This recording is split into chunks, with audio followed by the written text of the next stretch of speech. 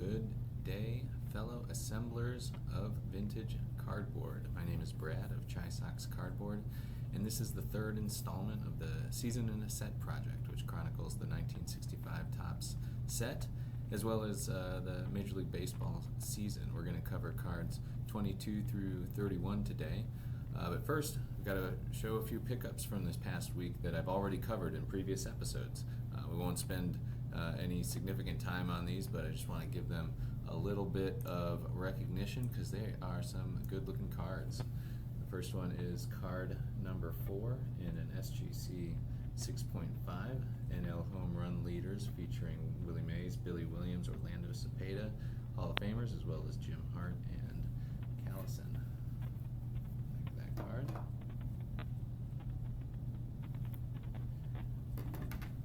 Also picked up card number 8, Sandy Koufax and Don Drysdale, NL ERA leaders. First appearance of Sandy Koufax.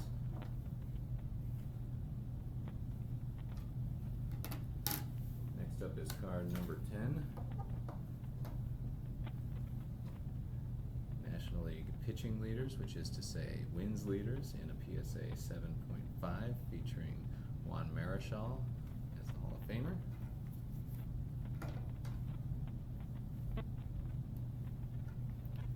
And rounding out the pitching league leaders, card number 12, NL strikeout leaders featuring Bob Gibson and Don Drysdale as Hall of Famers. A little bit pretty off center there, top to bottom, but as I've said a number of times, the top to bottom centering doesn't bother me as much, so just happy to pick up this card. Those 4 cards were covered in episode 1 of this project. Moving on to episode 2, Pedro Ramos.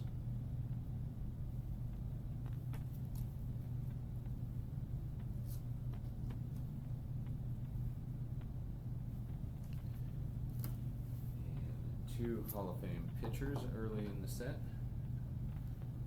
Robin Roberts in a PSA 7. Love his expression on that card. And Jim Bunning, also in PSA 7. This one's off left to right. Not the most beautiful example of a PSA 7, but as I covered in episode 2, I think it was a postscript to episode 2. I got a pretty good deal on this one, so even though it's not the most beautiful 7, I am happy with it.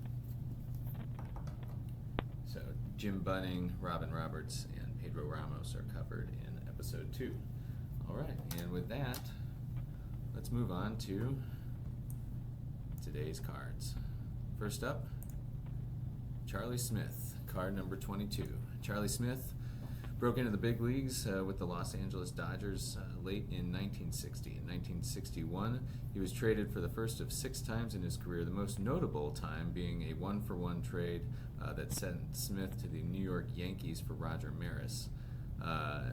Roger Maris being traded to the St. Louis Cardinals. All told, Smith played in the majors for 7 different teams, spanning 10 seasons with a lifetime .239 average, and racked up 594 hits, 69 home runs, 291 RBIs, and a 4.9 WAR. By many metrics, the 1965 season was actually his best season. He was with the New York Mets that year, and although he only batted .244, his 126 starts at third base were the most of his career, as were 122 hits, 20 doubles, and 62 RBIs. The 16 home runs he hit were second most to the 20 that he hit the year prior. Smith started and ended the 1965 season on cold streaks, but in the 4 months between May 1st and August 31st, he hit .274, all of his 16 home runs, and drove in 53. I don't have this card yet, and this is actually one that I wanted to pause on for a few minutes because I've found that it's been pretty difficult to find in a decent grade. The example that you're looking at here is a pretty representative example of the cards that are available, specifically that it's off center to the bottom left, both top to bottom and left to right. and also you see the wax staining all over it. So I wanted to, I haven't been too intentional about picking up cards that I don't have yet because I'm not close enough to completing the set to really focus on specific common cards. But on this one, I wanted to take a little bit of a deeper dive into it, so I pulled up the cards that are available on eBay right now, and if you just scroll through them, you'll see that for the most part they are listed as not in excellent or excellent mint condition like I'm looking for. We've got a VGEX, good VG, VGEX, VGEX, one that's not described, X mint, but the centering on this, again, bottom left, centering is really, really bad. So I wouldn't, my opinion is that that's not X mint anyway. So just working through these, we can see that it's tough to find an example that looks good. This one's well centered, but there's plenty of wear on it. And so I wanted to dig into it a little bit deeper, and I went to the pop report. So here's the 1965 Topps pop report. If we go down to card number 22, Charlie Smith, we can see that there's 253 cards graded, which is not an unusual number for common cards throughout the set. If we just look at the ones on the screen, we see Don Blasingame at 216, Bobby Tiffenauer at 282, a team card goes higher as they usually do, Al McBean at 236, Bobby Knopp at 199, Dick Bertel for whatever reason has a higher pop than most, but for the, 253 is not totally unusual. However, the 70 graded examples in PSA 8, which if somebody's going to send in a common 1965 card, they're probably they're hoping to get at least a PSA 8.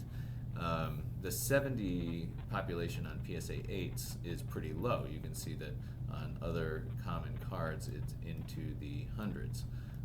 For virtually all of the common cards that we see here, in the next 20 or so that I'll show, it looks like the next one that's below 100 is Bob Lee at 95. So a 70 pop in PSA 8 for Charlie Smith is pretty low, and you can see that the pop in PSA 7 and PSA 6 are a little bit higher, which suggests to me that people are looking to get that PSA 8, but they're not being successful. So I went to VCP average to see what these cards are going for in PSA 8, and it's just outrageous. A PSA 8 Charlie Smith 1965 Topps card is selling for, on average, $575. If we dig into the actual data, we'll see that covers only 4 sales, with the highest and lowest excluded. So the $800 sale is excluded, the $365 sale is excluded, and the average is being arrived at by averaging $450 and $700. But even if we go back further than a year, we can see just a $110 sale in June 2023. But we're still going well over $100 on a lot of these sales back in 2023, 2022, even 2021. In fact, going back to the pandemic boom, we're still looking at sales of over $100 for Charlie Smith in PSA 8. So that's, first of all, that's crazy. I can't imagine paying $500 or so for Charlie Smith in PSA 8. It also suggests to me that even the 70 pop in PSA's pop report is wrong, because that is an extremely high price for a pop that is low, but not low to the extent that it ought to be valued at 10 times or 12 times or 15 times your average common PSA 8 in the 1965 set. So I found that very interesting. I don't know how I'm certainly not going to be picking that card up in a PSA 8 or PSA 7. I'll be looking for a raw example that looks nice. If you're out there and you've paid multiple hundreds of dollars for a Charlie Smith PSA 8 1965 Topps. I'd be very curious to hear your thought process on that. I've got to think that it's driven by the registry, but that just seems unbelievable to me that somebody would be paying those prices for that type of a card. All right, but I won't lose any more sleep or your time on Charlie Smith's high grade prices. All right, Bobby Tiffenauer, card number 23. Bobby Tiffenauer was a Milwaukee Brave. So actually I want to pause here and talk a little bit about the Milwaukee Braves. 1965 was the Braves' last season in Milwaukee before moving to their current home in Atlanta. They had played in Milwaukee since the 1953 season, but had played in Boston under different names since 1871. And that actually, I did not know this, that makes them the oldest continuously operating professional sports franchise in America. So you learn something new every day here on the Season in a Set project. Or maybe you knew that. I did not know that. Harry Wright, who had managed the Cincinnati Red Stockings, the first ever professional baseball team, helped form the Boston Red Stockings after the team folded in Cincinnati. Also known as the Red Caps and the Bean Eaters before being known as the Braves, the franchise was dominant in the 19th century, winning 7 National League pennants before the era of the World Series. Franchise's 20th century success through 1965 was more limited. The 1914 Miracle Braves were a bright spot, going from worst to first with a late season 41-12 run and a World Series sweep of the Philadelphia Athletics. The club engineered a deal with the Yankees to get the last few at-bats, including 6 home runs of Babe Ruth's career, and won the pennant in 1948, losing the World Series to the Cleveland Indians. Ultimately, due to waning support in Boston as compared to their American League counterpart by that time, the Red Sox, the franchise moved to Milwaukee. There, they achieved more consistent success in a 1957 World Series title with Hall of Famers Hank Aaron, Eddie Matthews, and Warren Spahn. Bobby Tiffenauer himself was a bit of a blip on the Braves franchise radar. He had 6 appearances for the club, amounting to an unproductive 7.71 ERA, and his career overall was somewhat unusual as well. He debuted for the St. Louis Cardinals in 1952, and then until 1960 he pitched in only 18 games, and that was in 1955. So it wasn't until age 30 he began a 9-season stretch in which he pitched for 6 teams, never as a starter, compiling a 9-25 lifetime record with a 3.84 ERA and 23 saves. His career WAR of 1.3. Next up is card number 24, the Twins team card. This is the first team card in the set. As I said before, I'm going to try and hold off on revealing kind of the results of the season, but you can only talk about a team so much without revealing some results, at least player-specific results. So, first team card of the 1965 Topps set. This was the Twins were the Washington Senators until the 1961 season, so it's a little confusing. There was a franchise called the Washington Senators in Washington from the 50s into the 60s and into and beyond, but they were actually 2 different franchises. So the first Washington Senators franchise left Washington in the 1961 season and moved to Minnesota and became the Minnesota Twins. In 1965, the Twins were managed by Sam Mealy, whose entire 524 and 436 managerial career was with the Twins between 1961 and 1967. The team included future Hall of Famers Harmon Killebrew, Tony Oliva, and Jim Cott, who each had pretty productive years in 1965. However, the Twins in 1965 got uncharacteristically good production from shortstop Zoilo Versalles, and pitcher Jim Mudcat Grant. Zoilo won the Gold Glove and the American League MVP on the strength of a league-leading 308 total bases, that was 76 extra base hits, and 126 runs. His 7.2 WAR led the American League for position players, although Sam McDowell, the Cleveland Indians pitcher, led it for all players. The 7.2 WAR accounts for more than half of his 12-season career total of 12.6.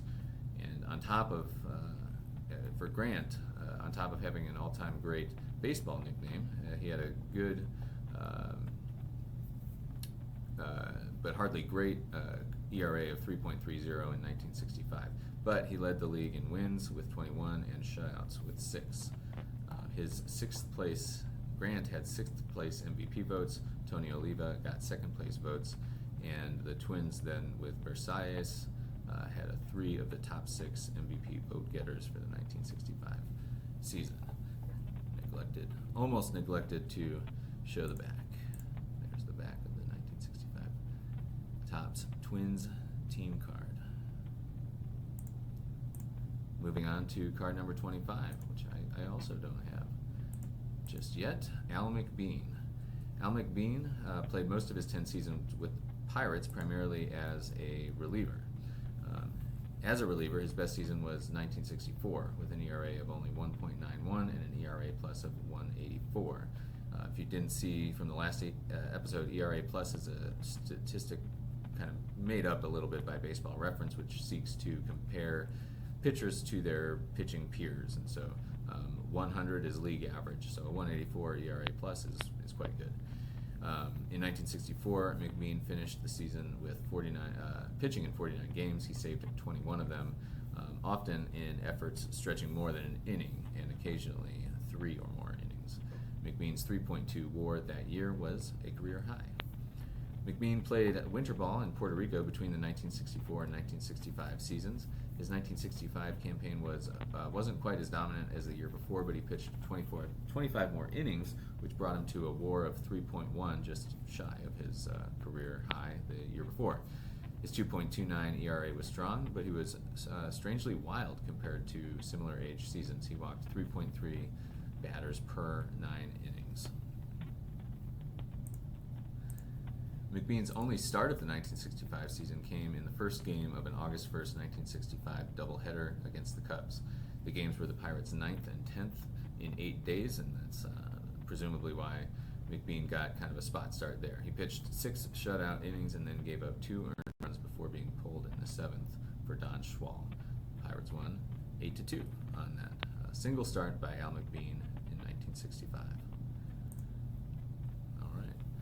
Moving on to a card that I actually have, Bobby Knopp.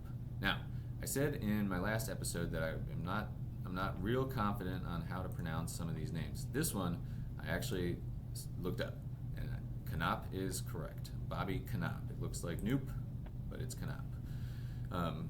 Knopp was signed by the Milwaukee Braves in 1956, but he did not make the big leagues until the California Angels obtained him in the 1963 Rule 5 draft. The Angels had stumbled upon their starting second baseman for most of the next 6 seasons, while the Braves went through 3 different primary starters during that same period. A typically light-hitting middle infielder, Knopp won 3 Gold Gloves and earned MVP votes twice between 1965 and 1968. By many metrics, 1965 was Knopp's strongest season as a hitter.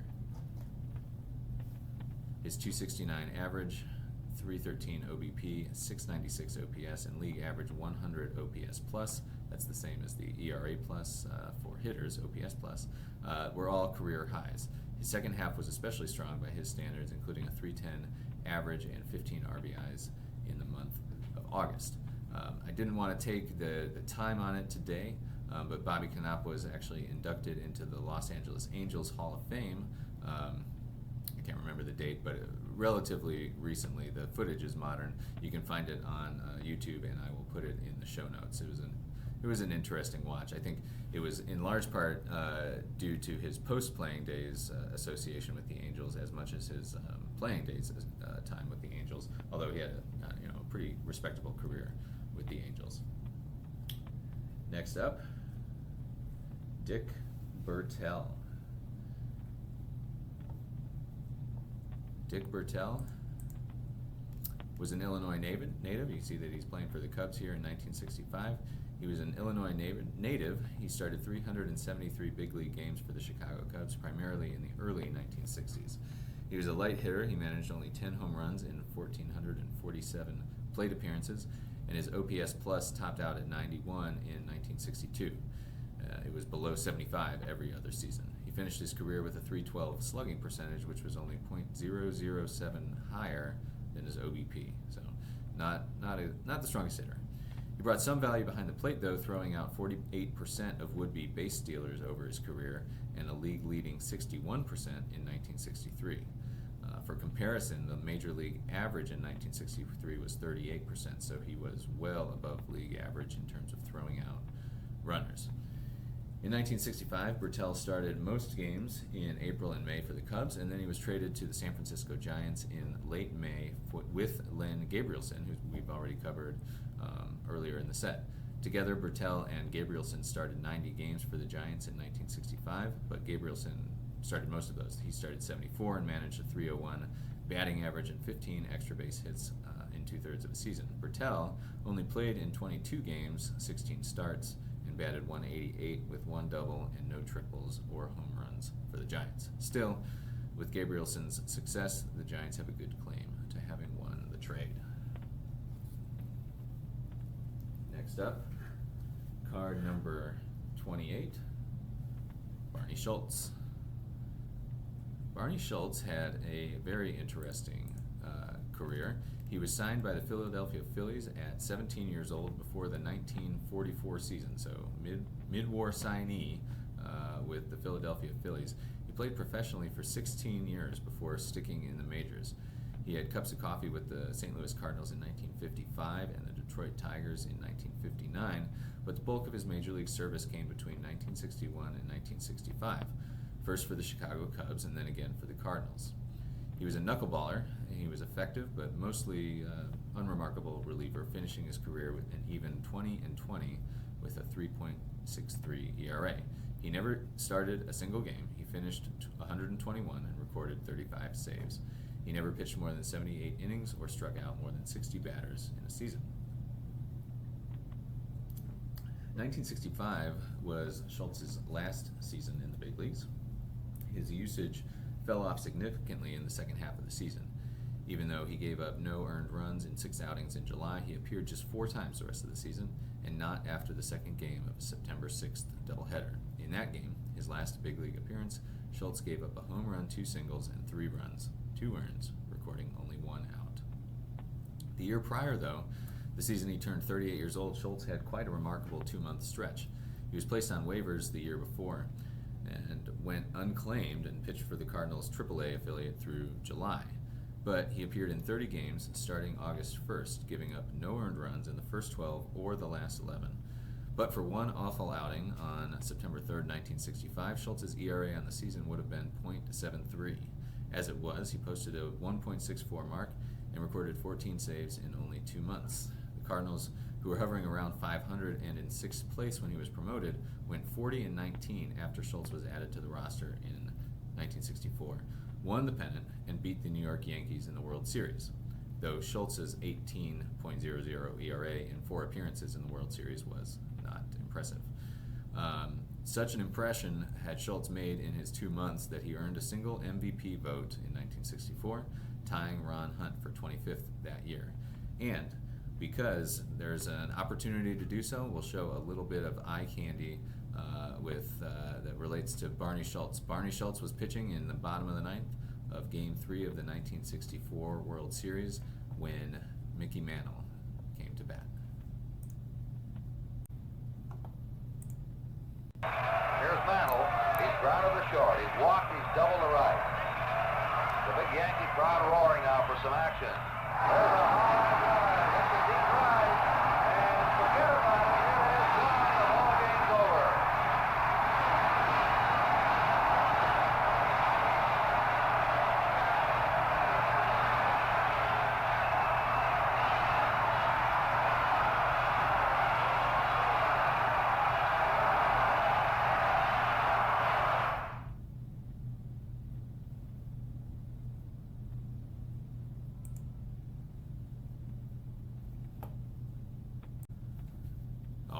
That was Mickey Mantle's last World Series there in 1964 of many, as you know.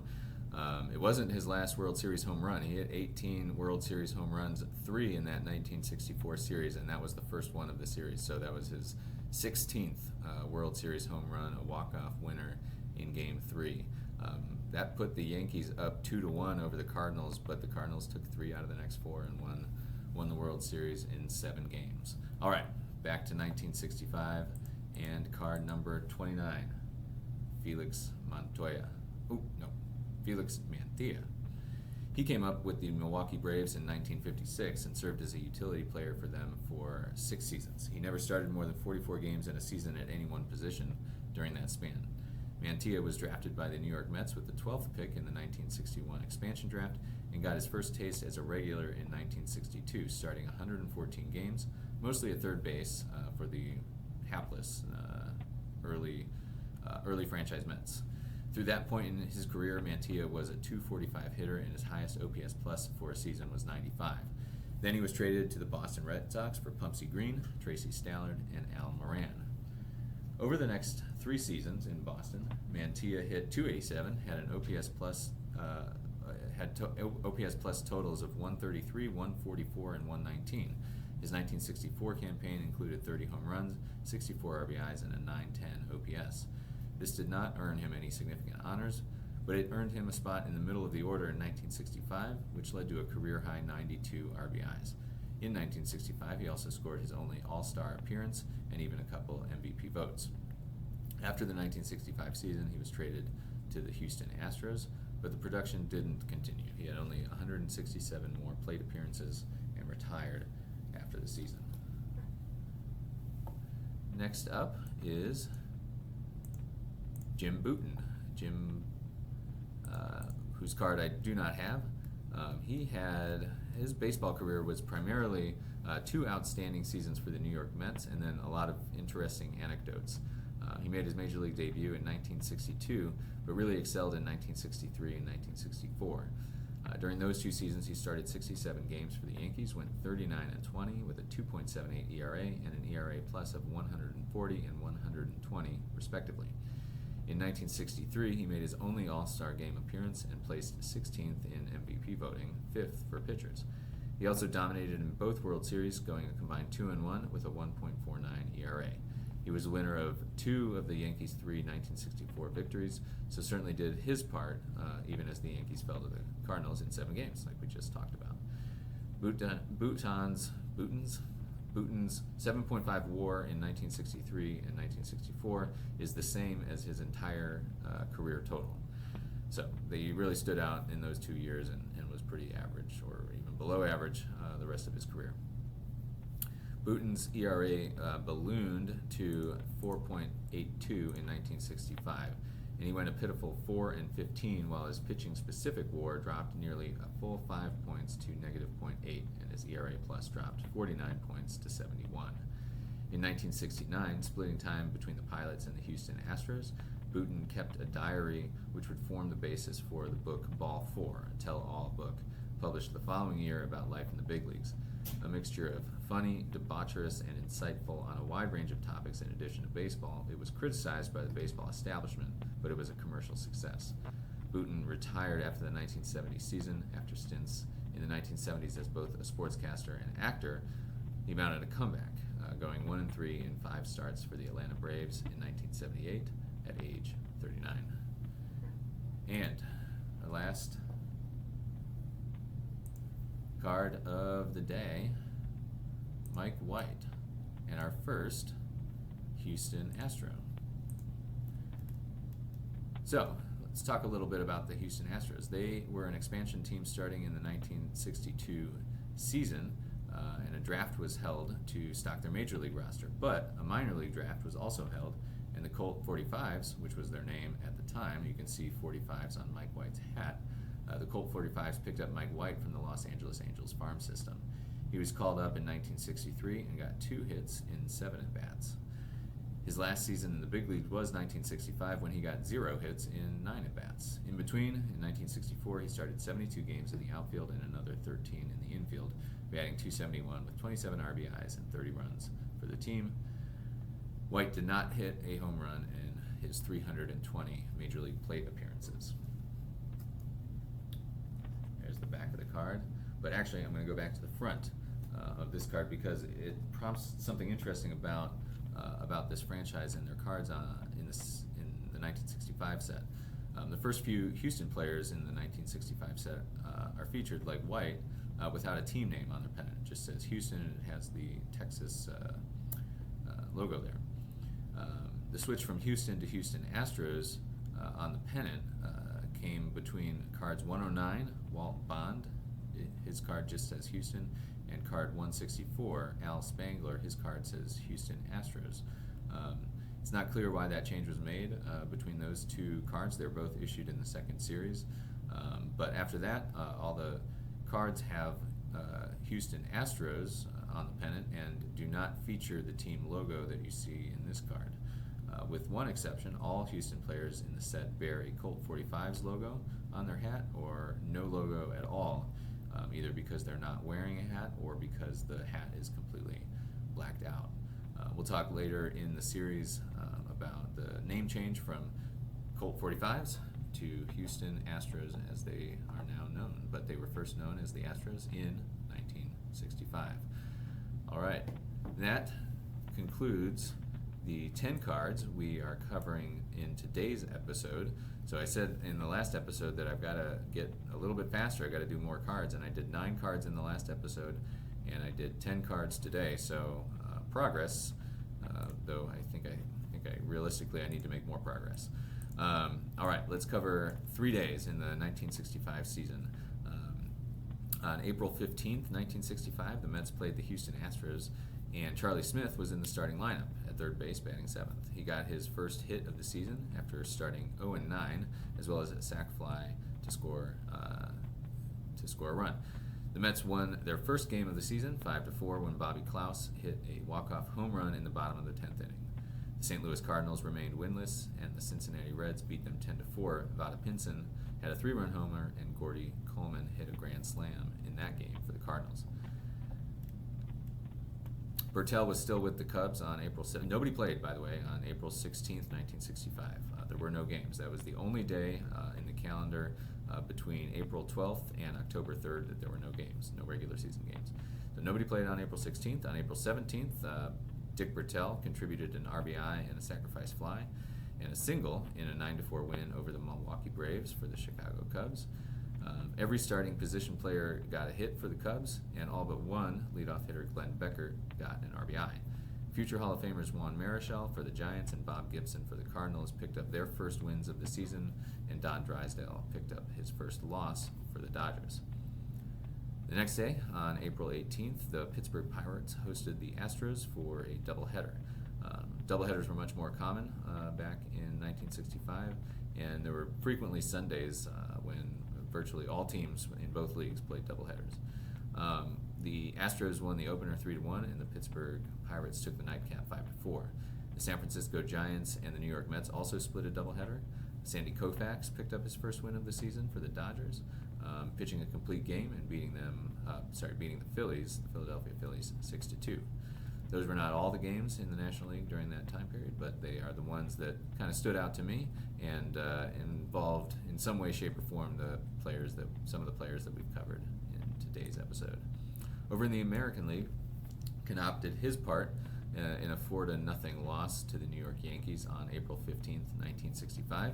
Knopp went 2 for 3 with 2 singles. The Angels scattered 7 hits in 7 different innings and grounded into 3 double plays. Mel Stottlemyre earned his third of 40 career shutouts and his first of 18 complete games in 1965, which would lead the American League. It was the Yankees' first win of the season. Elsewhere in the American League, the Tigers won their 3rd straight to start the year, 6-4 over the Twins. Felix Mantilla started at second base for the Red Sox on April 17th, 1965. He batted 6th and did a little bit of everything that day. He grounded into a double play, he scored a run after reaching on a fielder's choice, and his RBI single in the bottom of the 8th accounted for the last of 12 Red Sox runs as they beat the Baltimore Orioles 12-8.